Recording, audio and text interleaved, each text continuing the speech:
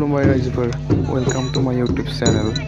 नैबे नुथाया जादों कार्बी आलं लांहियाव जानो गोनां 80थि मिरु खौसेथि बर' सुबुं आफादनि जथुम्मानि थाखाय बिथांमोना जोबोर गोसो होनानै ख्रिस्टि हानजा मोसानो सोलोंबाय दङ। जोबोद समायना मोसादों बिथांमोना।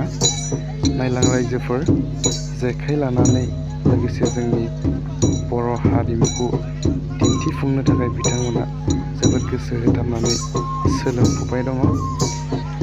कार्बी आलं लांहियाव जानो गोनां 80थि मिरु खौसेथि बर' सुबुं आफादाव बिथांमोना बाहागो लागोन, बेनिखायनो जोबोद गोसो होथाबनानै सोलोंबाय दं बिथांमोना। नोंथांमोना भिडिअखौ मोजां मोनोबा लाइक खालाम आरो लोगोसे चेनेलाव गोदानबा साबस्क्राइब खालामनो हो आरो लोगोसे नोंथांनि लाइकआनो जोंखौ बेफोरबायदि दिन्थिफुंनायाव बाहागो लानो जोंखौ आग्रह खालामो एबा जोंखौ थुलुंगा होयो।